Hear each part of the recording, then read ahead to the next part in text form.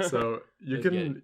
you can actually calculate uh the macro, the multiplicities of macro states and all that stuff for gases and like actual systems of everyday life.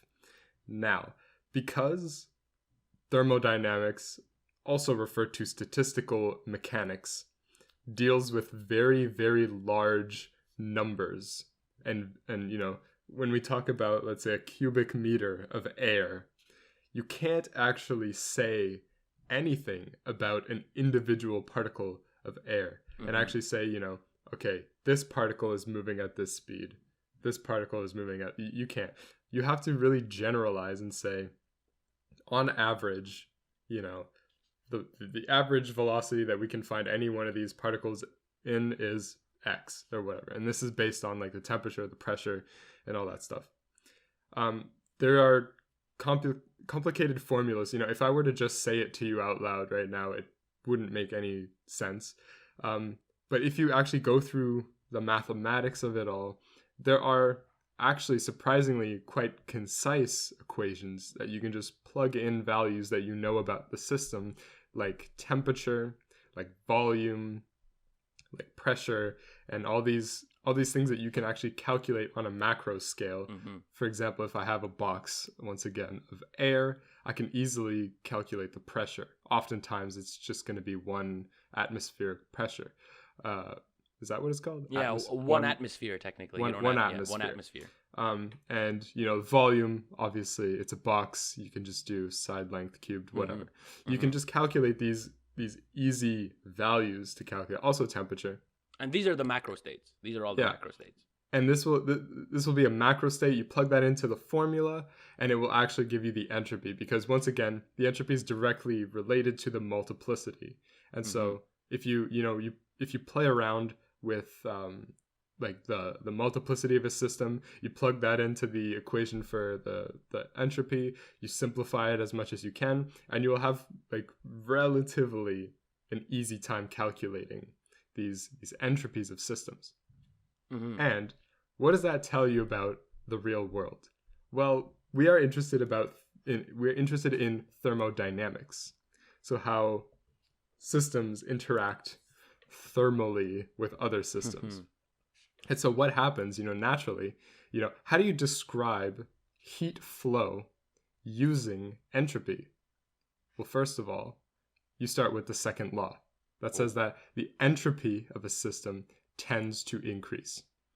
And so let's say we have system A. It has a uniform temperature.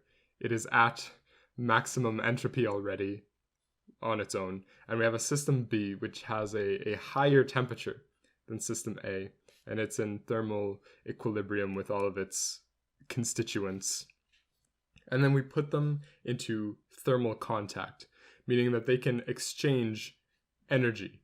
So Mm-hmm. why is it, intuitively, obviously, you're saying, okay, well, the heat will go from B to A until they're the same temperature, and then heat will just, stay constant. But if you take a moment to sit back and to actually think about it, like, why is it?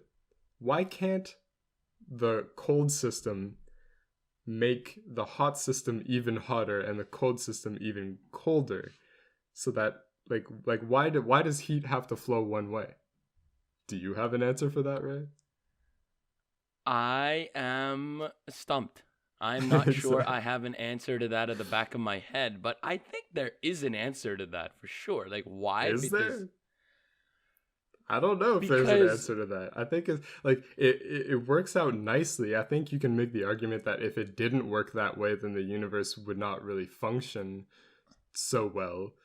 But there is no like, it's kind of asking how the creator of the laws of physics was thinking, when he was making them. You don't really know. so I think we actually do know this because we've seen this. We've seen this equation, the Fourier heat conduction law.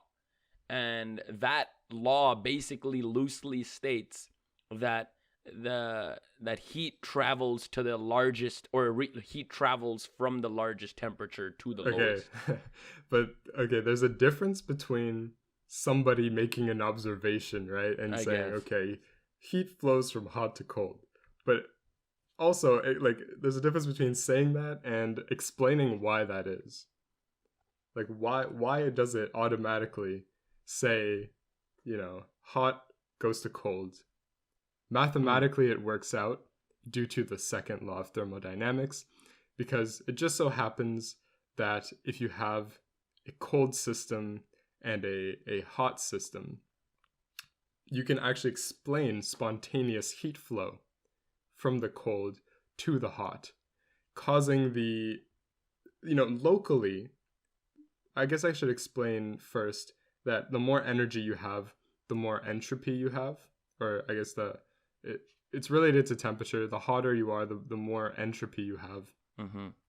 And essentially, if you were to exchange heat between these two systems, the entropy of the hot system would actually decrease, while the entropy of the cold system would increase.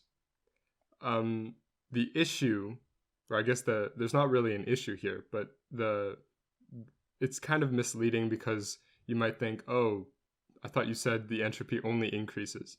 Well, actually, it does because we're zooming out.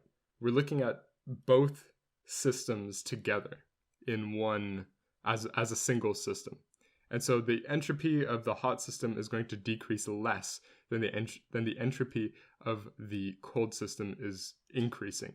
And so in Mm-hmm. total, you're going to get a net increase in entropy. And this can all be done mathematically Mm-hmm. if you want.